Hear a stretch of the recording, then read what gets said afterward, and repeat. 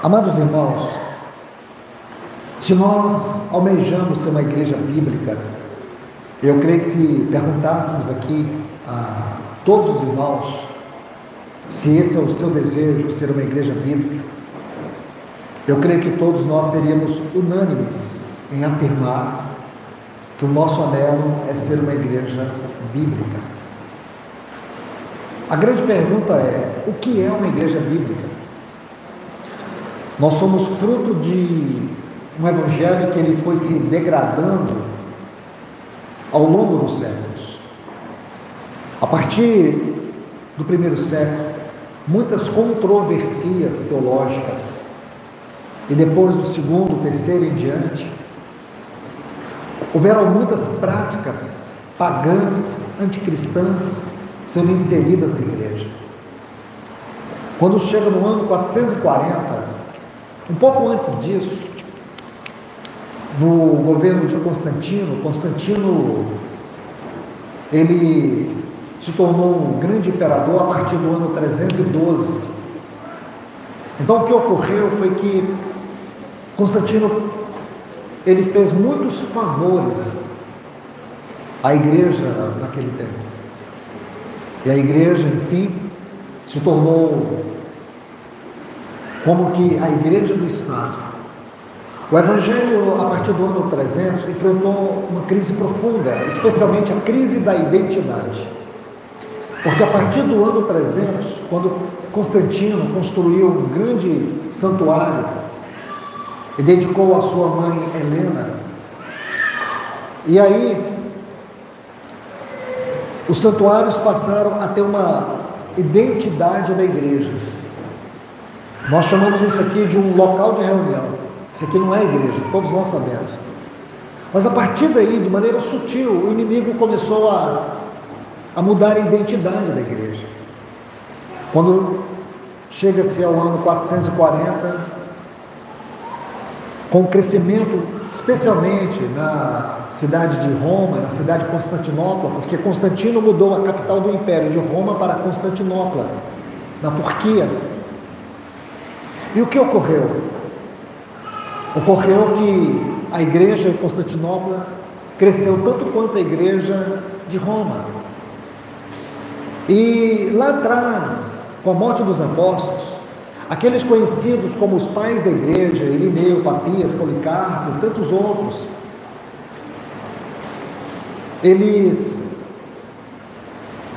colocaram em cada uma das 5 grandes comunidades que eram conhecidas como centro da obra, que era Antioquia da Psídia, Jerusalém, Alexandria, Roma, Constantinopla. Nessas 5 comunidades estabeleceram entre os presbíteros um que ocupasse a função de bispo.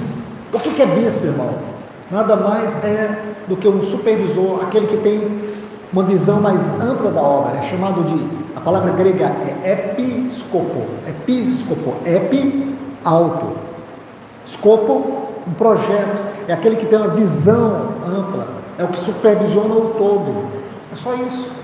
Não é clérigo, não era título, porém, com o crescimento dessas 5 comunidades, aí foi estabelecido esses 5 bispos. Porém, o bispo de Roma e o bispo de Constantinopla, eles cresceram muito em poder. A igreja se dividiu em oriental e ocidental. A oriental ficou em Constantinopla, a ocidental ficou em Roma. Esses 2 bispos dividiram. E para mostrar o poder, o bispo de Roma, Leão I, no ano 440, ele reivindicou ser chamado de Papa, e não mais bispo. E a partir de então, se estabeleceu a partir daí o papado, que nós conhecemos hoje. Logo a seguir, a igreja entra na Idade das Trevas. Isso está na história da igreja, Idade das Trevas. Começa no ano 500 e termina com a reforma de Lutero na Catedral de Wittenberg, na Alemanha, quando ele pregou as 95 teses. Em 1517, no mês de novembro, começa-se um novo movimento na história da igreja. um período de 1000 anos de trevas. E a partir da reforma, vieram muitos movimentos importantes. Um dos movimentos mais silenciosos e profundos, que nós chamamos de movimento da restauração, foi o movimento dos irmãos que ocorreu na Irlanda. Esse chamado de um movimento interior da vida da igreja. E a partir, depois de alguns séculos mais tarde, os irmãos começaram a se reunir para ter comunhão, como por exemplo as conferências de Keswick. E muitos irmãos foram levantados pelo Senhor, da mesma forma que o irmão Theophilus Sparks, na Inglaterra, como o irmão Watchman Nee, na China, foram irmãos levantados por Deus, para poder mostrar aos irmãos a necessidade de retornarmos ao sentido bíblico daquilo que é a vida da igreja. Então é nessa linha que nós temos procurado andarmos, é nessa linha. Às vezes as pessoas me perguntam se eu sou cristão reformado. Eu falo, eu não sou cristão reformado, eu quero ser um cristão transformado. Mas você é calvinista ou você é arminiano? Eu não sou nem calvinista e nem sou arminiano, irmãos. Para mim isso não faz a menor diferença. Se eu conseguir ser um cristão fiel até o fim, para mim é tudo. Não gosto de nomenclatura, não gosto dessas coisas, para mim isso não nos identifica, isso mais nos divide. Então às vezes as pessoas perguntam assim, mas vocês têm uma cobertura? Eu falei, eu pessoalmente não tenho, mas se fosse para escolher eu queria chocolate branco, porque eu gosto demais. Nós não temos cobertura, nós não temos nomenclatura, nós não temos denominação, nós não temos instituição. Isso é, a igreja não é uma instituição. É claro que em muitas comunidades há necessidade de ter uma associação, de ter alguma coisa para administrar os bens da comunidade, mas a igreja é outra coisa. O que nós cremos é que o ministério tem que ser plural. O ministério não é um clérigo, uma cadeia hierárquica, é uma pluralidade daqueles que são chamados para ser ovelhas de frente. Não são homens especiais, são homens com uma especial incumbência. Então, esse é o sentido básico e bíblico daquilo que nós procuramos viver. E quando eu estou dizendo para os irmãos que o nosso chamado é ser uma igreja bíblica, nós precisamos ser uma igreja que está debaixo de fundamentos. Se você abrir sua Bíblia em Mateus capítulo 16, a partir do versículo 13 até o final, você vai ver que Jesus lança 4 sementes, que nós chamamos de os 4 fundamentos da doutrina apostólica. Eu vou resumir: é Cristo, a igreja, a cruz e o reino. Tudo que nós vemos no Novo Testamento, em termos de doutrina, está baseado nesses 4 fundamentos. Cristo, o que é Cristo, irmãos? O que é Cristo para nós? Colossenses 2,2 diz que Cristo é um mistério de Deus. Doutrinariamente falando, Cristo fala de um homem corporativo, onde o cabeça está no trono e o seu corpo está na terra. Isso é Cristo.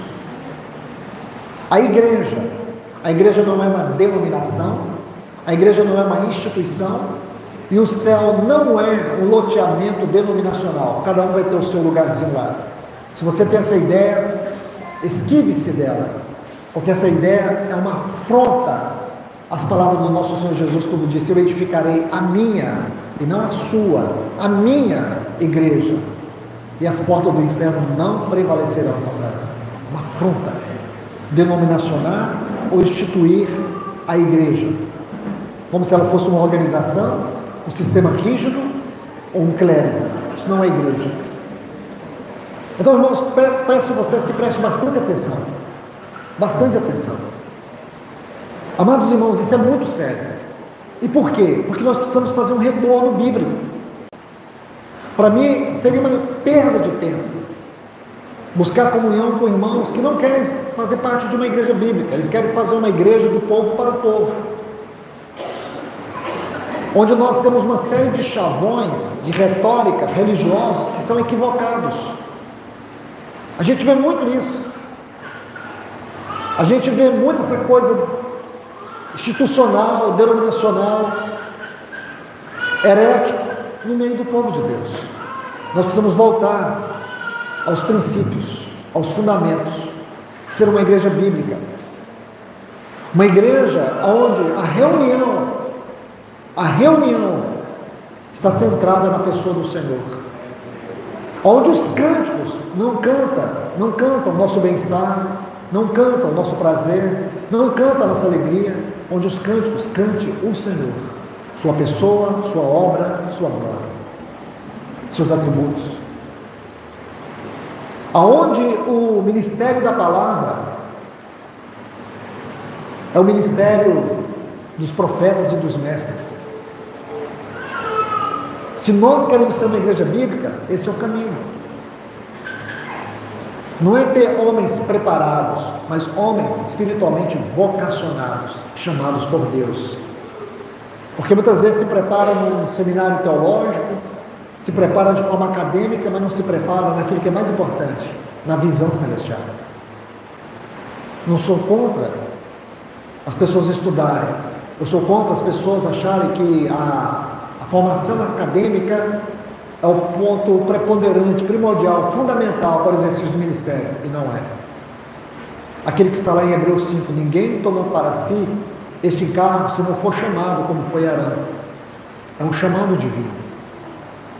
Então, amados irmãos e irmãs, eu coloco tudo isso porque se tem um fundamento que precisa ser restaurado na igreja, é a mesa. Porque se Mateus capítulo 16, versículos 13 em diante, nos mostra os fundamentos doutrinários, apostólicos, Atos 2,42 nos mostra os fundamentos práticos. Então a igreja precisa ter os fundamentos doutrinários e os fundamentos práticos.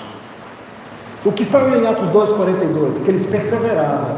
A palavra aqui é persistentemente, insistentemente, continuadamente.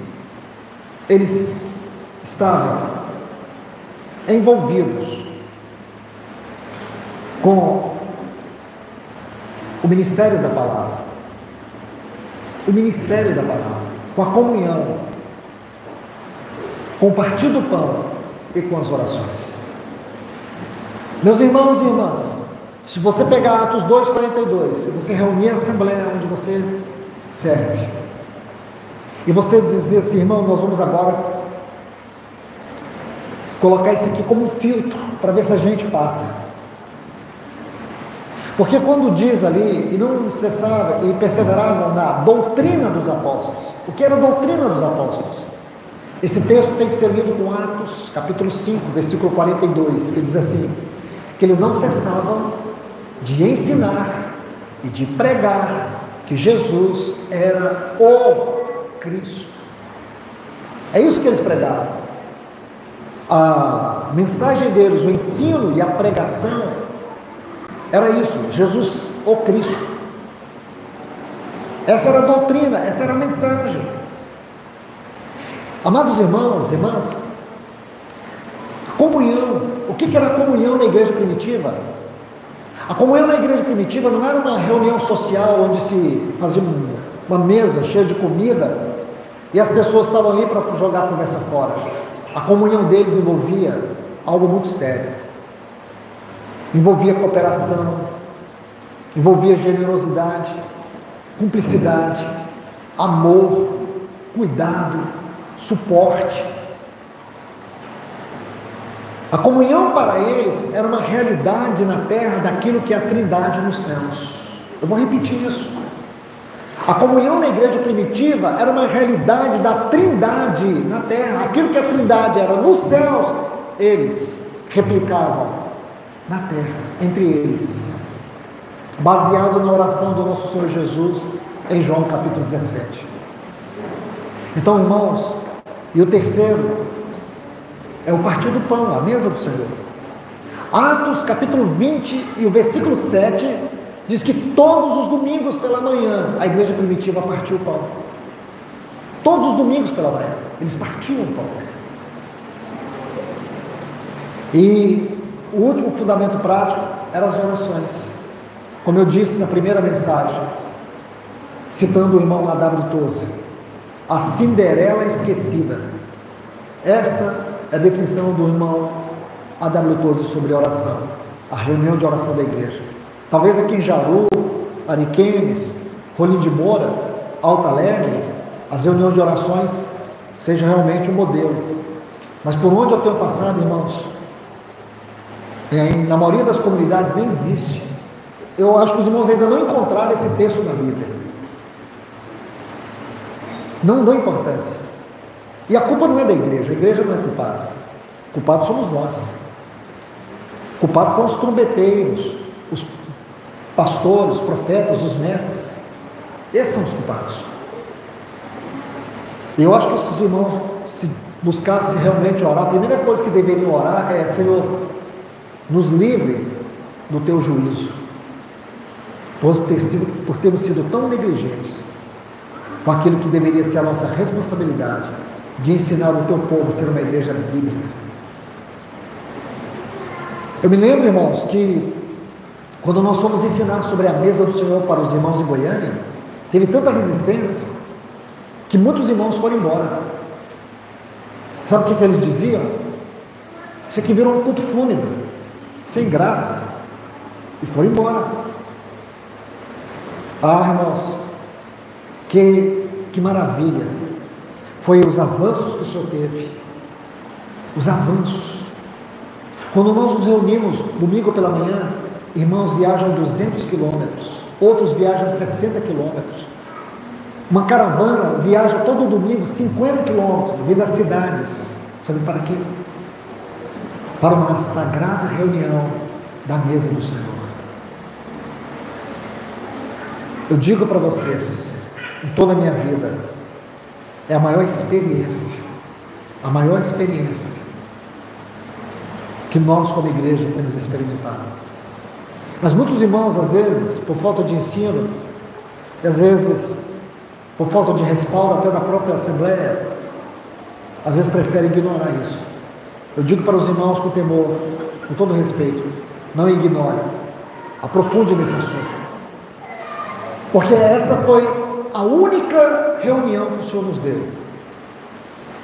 O Senhor nos deu a mesa, o Senhor nos deu nele o Getsemane, o Senhor nos deu nele a cruz, o Senhor nos deu nele a ressurreição, e o Senhor nos deu nele a ascensão.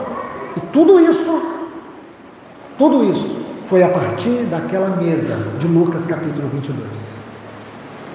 Então esses assuntos, a crucificação, o sepultamento, a morte, a ressurreição, a ascensão, a entronização do Senhor, está ligado ao assunto da mesa. Sabe quantas mensagens você pode ter aqui? Você pode ter mensagem por 1000 anos, porque é inesgotável o assunto da mesa do Senhor. Amados irmãos, por favor, abram suas Bíblias em 1 Coríntios capítulo 11. Eu vou tentar, nessas 2 sessões, abordar um pouco sobre isso, segundo a mente do apóstolo Paulo. Aqui o tema dessa mensagem é as recomendações apostólicas acerca da mesa do Senhor. Vamos ler a partir do versículo 11 de 1 Coríntios, a partir do versículo 20 de 1 Coríntios capítulo 11. Veja o versículo 20. Quando, pois, vos reunis no mesmo lugar, não é a ceia do Senhor que comeis? Meus irmãos, primeiro ponto que eu quero que você note, antes de entrarmos na doutrina da ceia, eu quero que você observe essa frase: vos reunis. Eu creio que é de conhecimento de todos que nessa primeira carta Paulo escreve para poder tratar de questões práticas sobre a vida da igreja lá em Corinto, porque estava uma confusão, estava uma bagunça, uma desordem, uma falta de reverência. Irmãos, escute o que eu vou te dizer. Escute o que eu vou te dizer. A reunião do povo de Deus, se ela precisa ser uma reunião celestial, e se nós cremos que o Senhor Jesus é o centro da reunião e confiamos que a sua presença está entre nós, A palavra chama-se reverência. Reverência. Reverência. A segunda palavra é temor. A terceira palavra é alegria. Essas três palavras precisam nortear.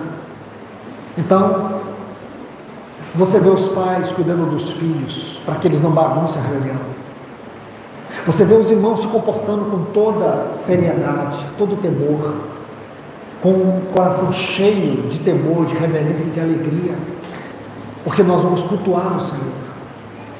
É inadmissível que na reunião do povo de Deus tenha desordem, tenha bagunça, tenha alguém querendo chamar atenção para si.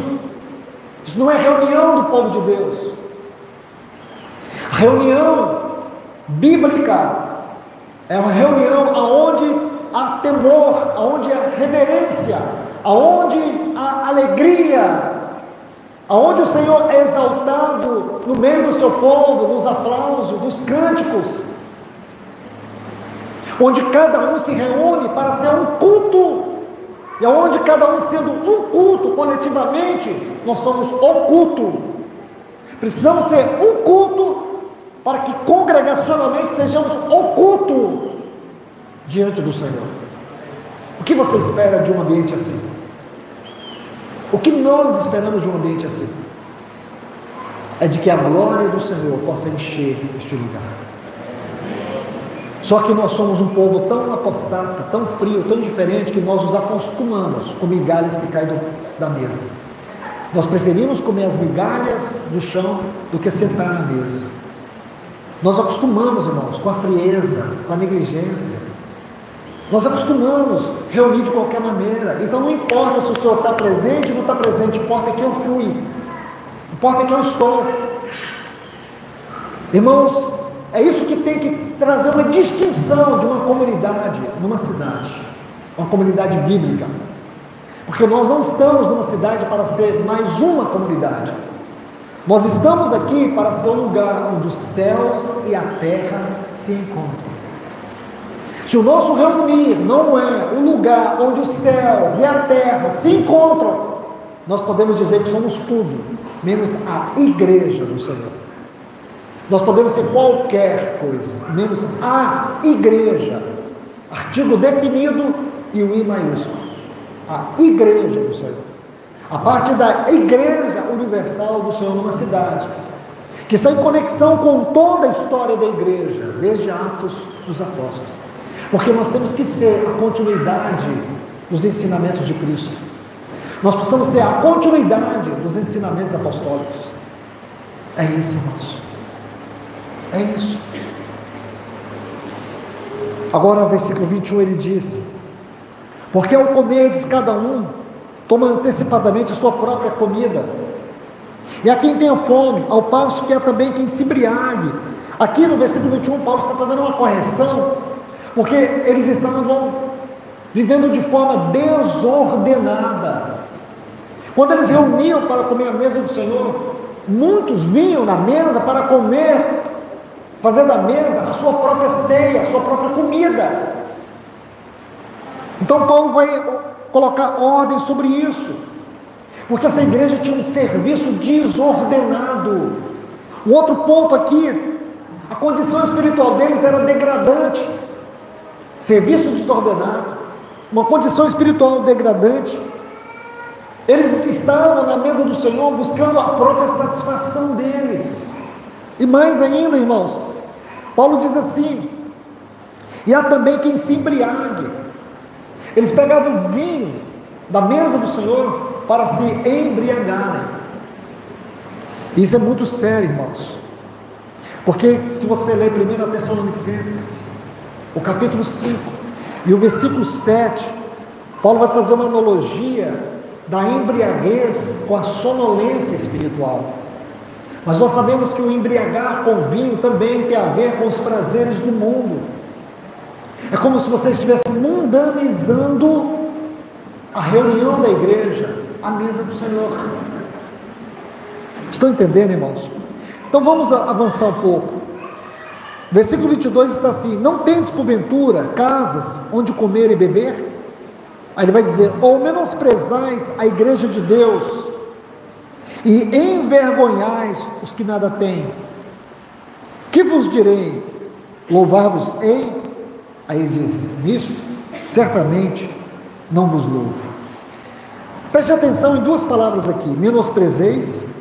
Essa palavra aqui é ter um baixo conceito, ter um baixo conceito do corpo de Cristo.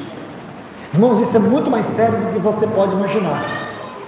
Porém, grande parte dos irmãos, acredito eu, tem um conceito errado da igreja. Como eu disse, tem um conceito institucional, tem um conceito denominacional, um conceito religioso, e por isso, o coração deles com a igreja é um coração muito fechado. Você vê no meio do povo de Deus quanta falta de generosidade, de cooperação, de contribuição, de serviço, de amor uns para com os outros, de cuidado uns para com os outros. Que tudo isso deveria refletir na espiritualidade das nossas reuniões, onde cada irmão possa olhar para o outro e ver um pouco de Cristo em cada um, onde o Espírito Santo tem total liberdade de tomar toda uma assembleia e levantar essa assembleia em cânticos e adoração para glorificar o Senhor Jesus. O irmão A.W. Tozer, ele fala uma outra verdade que é esmagadora. Ele disse assim: se o Espírito Santo fosse retirado de muitas das nossas assembleias, todo o serviço continuaria e ninguém sentiria a ausência dele. O culto continuaria, o louvor continuaria, as pregações continuariam e ninguém notaria que o Espírito Santo está ausente. Essa é uma verdade, irmãos, que esmaga meu coração. Se você me perguntar: do que você tem medo? Eu tenho medo disso. O que te assombra? Isso me assombra. Pensar que um dia, como fez Sansão, lembra? O texto descreve assim, que quando Sansão se levantou para guerrear contra os filisteus, aí diz: não sabia ele que o Espírito Santo havia se retirado. Ele não sabia que o Espírito Santo havia se retirado.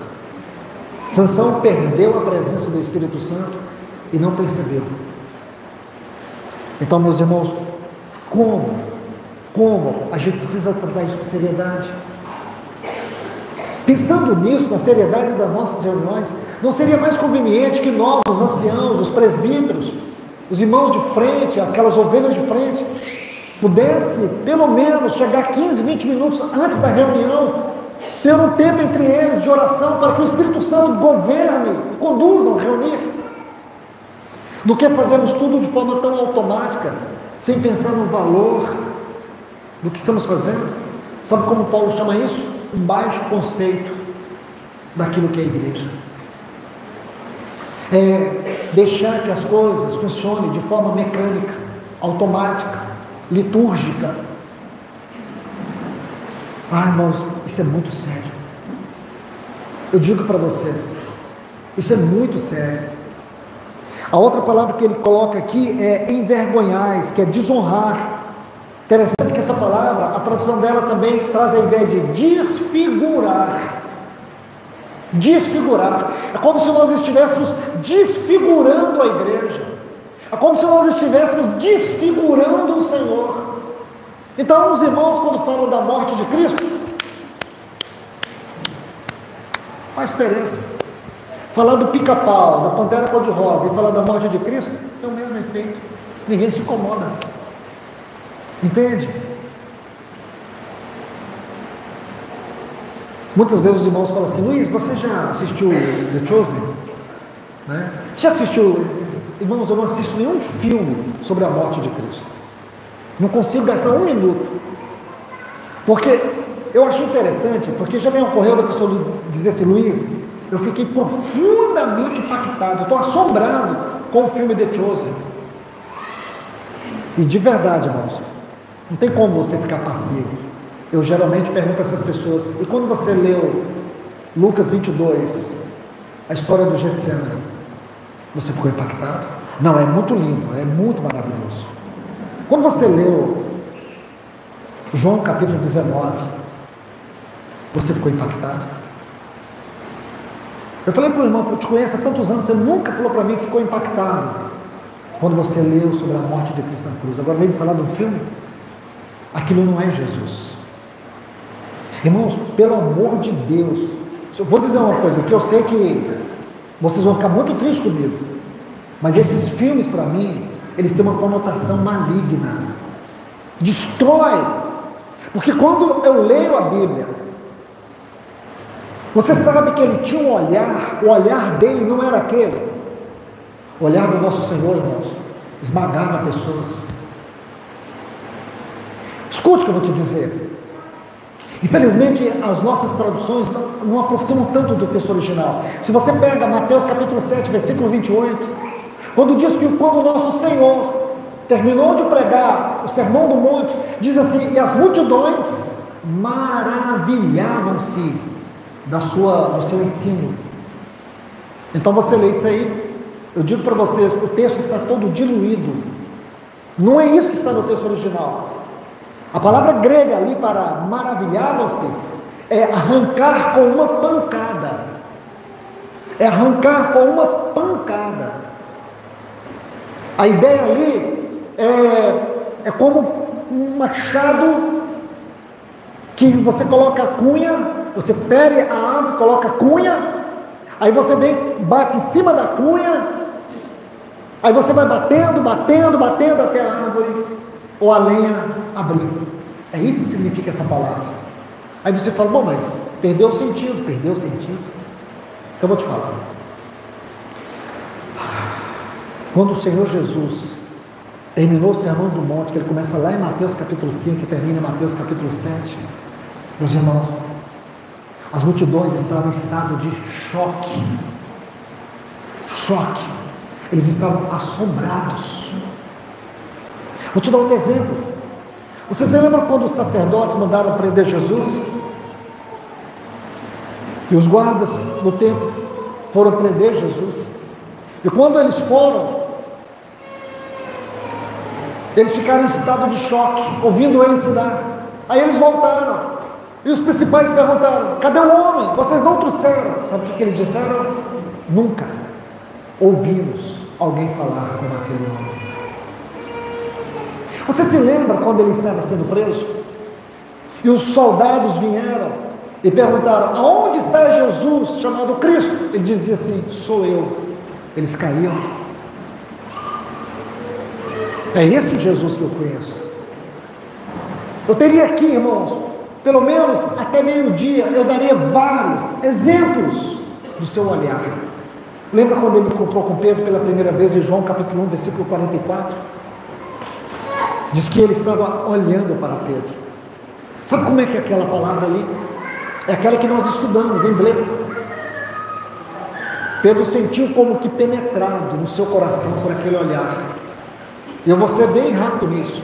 Você lembra lá em Lucas capítulo 22, quando Jesus havia dito antes, que antes que o galo cantasse, Pedro o negaria 3 vezes. E você lembra quando ele negou pela última vez? Lucas vai dizer assim, que quando Pedro vira o rosto, Jesus estava olhando para ele, o mesmo olhar. Sabe o que é que Pedro fez? Ele saiu e chorou amargamente. Como é que eu obtenho tudo isso?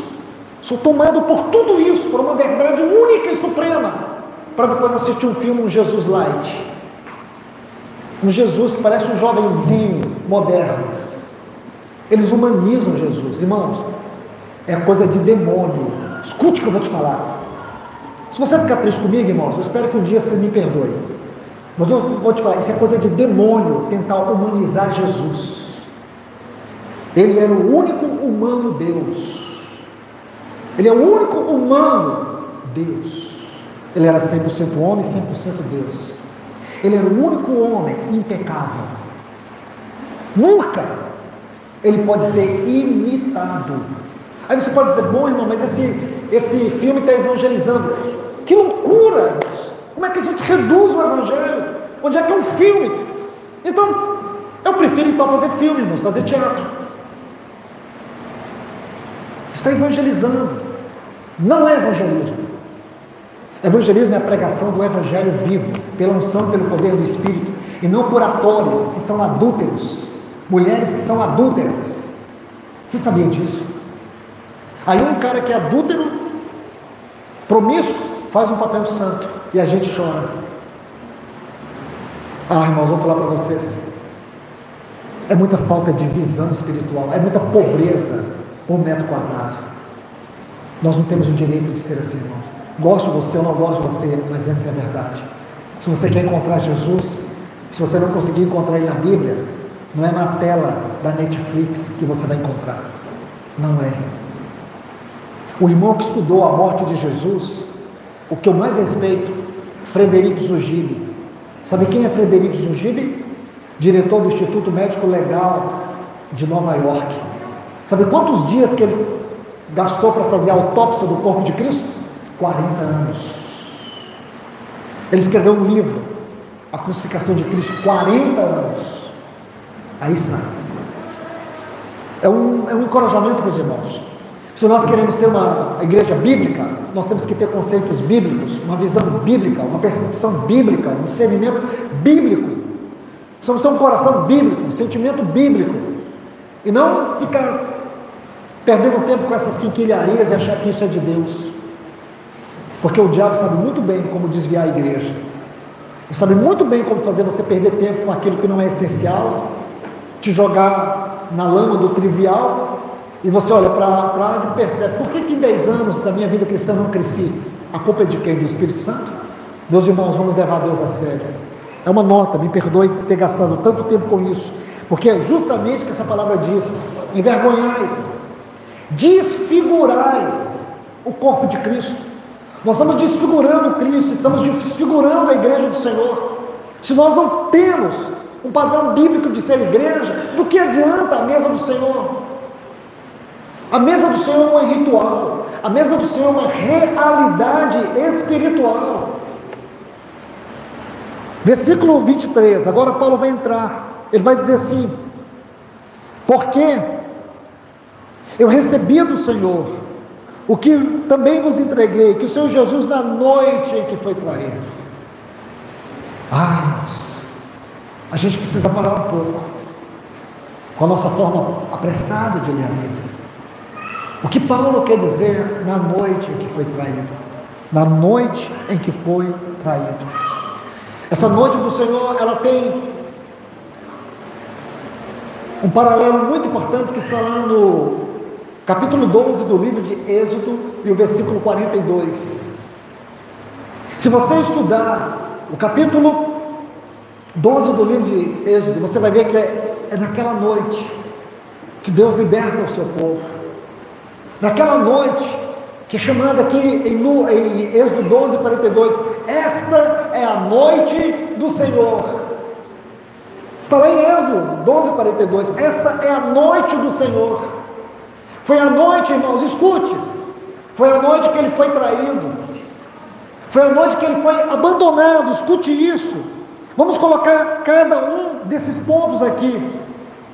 Primeiro, essa foi a noite que ele entrou em agonia no Getsemane. Se você quiser, eu te ajudo, abra sua Bíblia em Mateus capítulo 26, então vamos ver cada um dos textos ali, porque a noite do Senhor está descrita nesse capítulo.